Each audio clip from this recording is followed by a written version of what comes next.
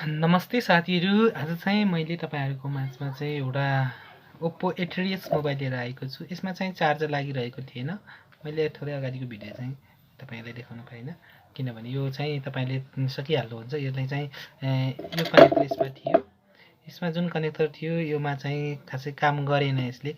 यो चाहिँ यसको पोइन्टर पुरै बिग्रिसकेको थियो। त्यसैले गर्दा मैले अर्को कनेक्टर लगाउन गइरहेको छु। यो मसँग थियो अर्को न्यू कनेक्टर। तपाईँले बजारको कुनै पनि सपमा गएर मोबाइलको सपहरूमा गएर खोज्नुभयो भने सजिलै पाउन सक्नुहुन्छ यो कनेक्टर। यो सजिलै लगाएर तपाईँले मोबाइल चाहिँ यदि आइरनहरू तपाईँहरूसँग उपलब्ध छ भने सजिलै बनाउन सक्नुहुन्छ। यो तपाईँलाई सस्तो मूल्यमा प्राप्त हुनेछ। अनि त्यसैले तपाईँलाई मैले यो भिडियो चाहिँ बनाएर देखाउन गइरहेको छु। Oppo A3s मोबाइल हो। यो मोबाइलमा चाहिँ सबै ठिकै छ। योमा लक पनि मजाले चलिरहेको छ, देख्न सक्नुहुन्छ। अब यसलाई चाहिँ कसरी चेन्ज गर्न सकिन्छ त भनेर चाहिँ मैले तपाईँलाई यो भिडियो बनाउन गइरहेको छु। अन्तिमसम्म हेर्नुहोला। जुन यसमा चाहिँ दुईवटा पोइन्टर रहेका छन्, यसमा चाहिँ टोटल्ली 7 पोइन्ट रहेका छन् र यसलाई जुन अडाउनको लागि चाहिँ दुईवटा पोइन्ट रहेका छन् र यो दुईवटा पोइन्ट चाहिँ यसको बोर्डसँग चाहिँ कनेक्ट गर्न सकिन्छ यहाँ र यहाँ गरेर। अब तपाईँले चाहिँ यसलाई चाहिँ कनेक्ट गर्नलाई चाहिँ यहाँ दुईवटा पोइन्ट देखिराख्नु भएको छ होला। यहाँनिर चाहिँ यसको जुन कनेक्टरमा दुईवटा पोइन्ट छन् र यहाँ 7वटा पिन छन्। अब तपाईँले चाहिँ यो दुईवटा अगाडिको जुन दुईवटा एङ्गल छन् यिनीहरूलाई चाहिँ ठ्याक्क यसमा चाहिँ अल्झाउनु पर्ने हुन्छ साथीहरू। सजिलै चाहिँ तपाईँले अल्झाउनु होला यसलाई यसरी।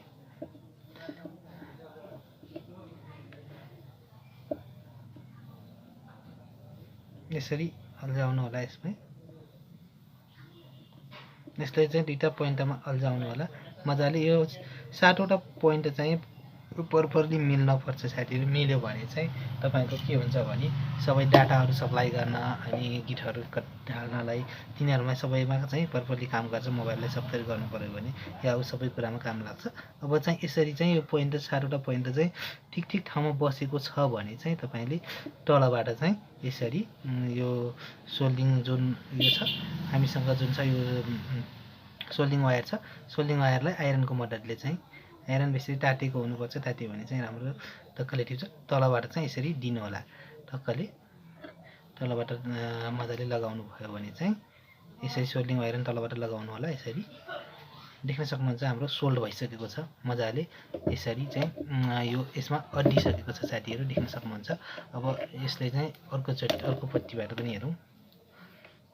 यो बी केयरफुल हुनुपर्ने हुन्छ साथीहरू। हल्का कतै मिस्टेक भयो अर्थात् कतै यसलाई दबाइयो भने डिस्प्ले जान सक्ने सम्भावना हुन्छ। धेरै कुराहरूमा चाहिँ होसियार भएर चाहिँ काम गर्नुपर्ने हुन्छ। धेरै कुरामा होसियार भएर चाहिँ काम गर्नु होला तपाईँ पनि। यदि मोबाइलको रिपेयरिङ गर्दै हुनुहुन्छ भने, जुनसुकै मोबाइलको पार्ट्सहरू रिपेयर गर्दै हुनुहुन्छ भने यसरी चाहिँ तपाईँले तलबाट चाहिँ टक्कले लगाउनु होला।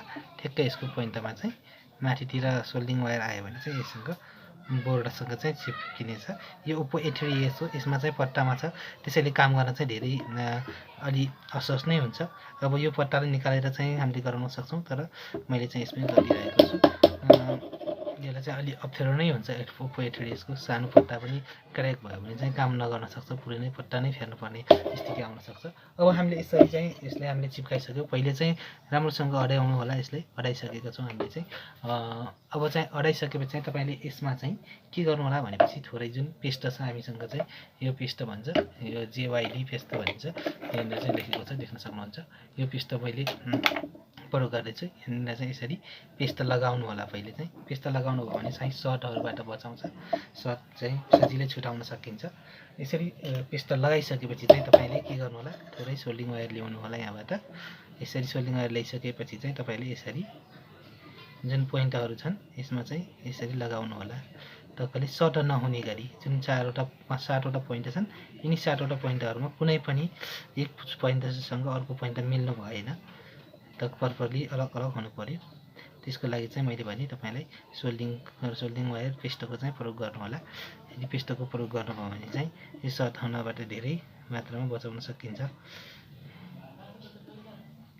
विशेष गरी चाहिँ तपाईँले चार्जरको लागि चाहिँ दुईवटा पोइन्ट चाहिँ फोकस गर्नुपर्ने हुन्छ। एउटाको साइड र एउटाको साइड दुईवटा पोइन्ट साइड चाहिँ तपाईँले प्रपरली मिलाउनु भयो भने चार्ज चाहिँ कम्प्लिटली भइहाल्छ, चार्जरको कुनै पनि समस्या हुँदैन।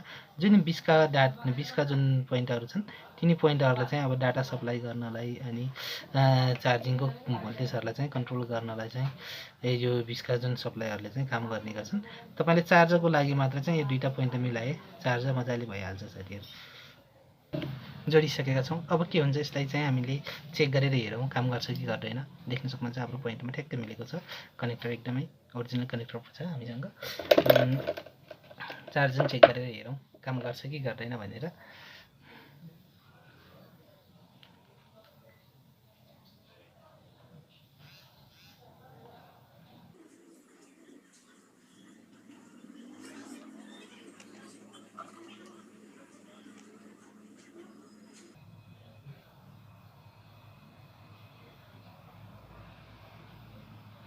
यो चाहिँ ब्याट्री कनेक्टर एरर भनिरहेको छ। यसलाई चाहिँ कुन चाहिँ समस्याको हामीले समाधान गर्नुपर्ने हुन्छ। यो चाहिँ हाम्रो ब्याट्री चार्जिङ कनेक्टर चाहिँ प्रपरली मिलिसकेको छ।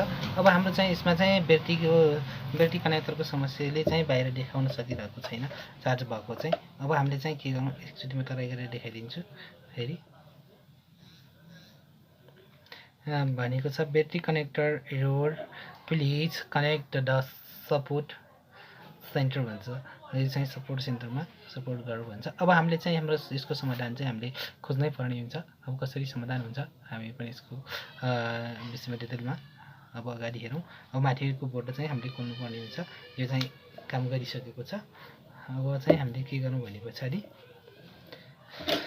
जुन हामीसँग माथिको भाग छ यस भागलाई चाहिँ हामीले खोलौँ। अब यसलाई चाहिँ एकचोटि हामीले कुनै खेसया लागेर चाहिँ यस्तो भएको हुनसक्छ। अब हामीले चाहिँ के गरौँ भने पछाडि एउटा ब्रस लगाउनु साथमा तपाईँले पेट्रोलको युज गर्न सक्नुहुन्छ। पेट्रोलको युज गरेर चाहिँ तपाईँले यसलाई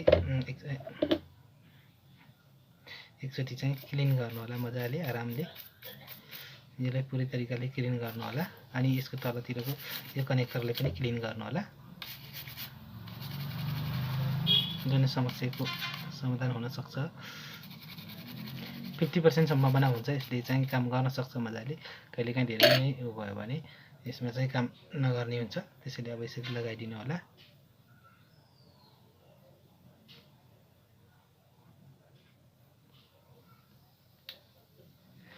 यसरी लगाइदिएका छौँ।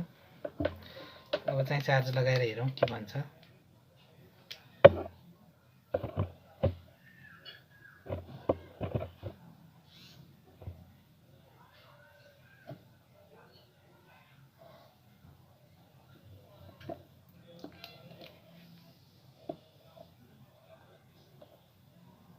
देख्न सक्नुहुन्छ हाम्रो चार्ज चाहिँ भइरहेको छ, मजाले चार्ज बढिरहेको छ। अब हामीले यसलाई स्विच अन गरेर हेरौँ के हुन्छ।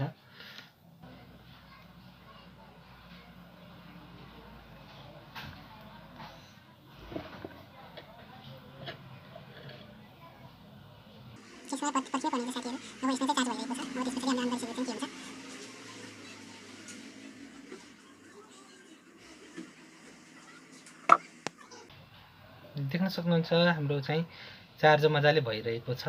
अब फेरि एकचोटि म तपाईँलाई लगाएर देखाइदिन्छु के हुन्छ, काम गर्छ या गर्दैन भनेर चाहिँ। एकचोटि यो चार्जर चाहिँ फेरि लगाएर हेरौँ। देख्न सक्नुहुन्छ मजाले चार्ज भइरहेको छ। अहिले चाहिँ हाम्रो एकदम आरामले चार्ज लागिरहेको छ।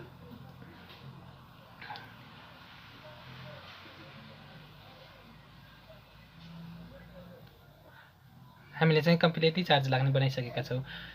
हस्त साथीहरू, आजको भिडियो तपाईँलाई कस्तो लाग्यो, कृपया जस्तो लाग्यो त्यस्तै सल्लाह सुझाव र प्रतिक्रिया लेखी हाम्रो कमेन्ट बक्समा छोड्न भने नभुल्नुहोला। साथै हाम्रो च्यानलमा नयाँ हुनुहुन्छ भने हाम्रो च्यानललाई सब्सक्राइब गरी सँगै रहेको बेल आइकन पनि थिच्नुहोला ताकि अब आउने नयाँ भिडियोको जानकारी सबैभन्दा पहिले तपाईँलाई प्राप्त होस्। हामीले यस्तै खालका भिडियोहरू निरन्तर अपलोड गरिराख्ने गर्दछौँ। साथै हाम्रो भिडियोलाई मन पर्यो भने चाहिँ एक लाइक पनि गरिदिनु होला भन्दै म पनि बिदा हुन्छु। नमस्कार।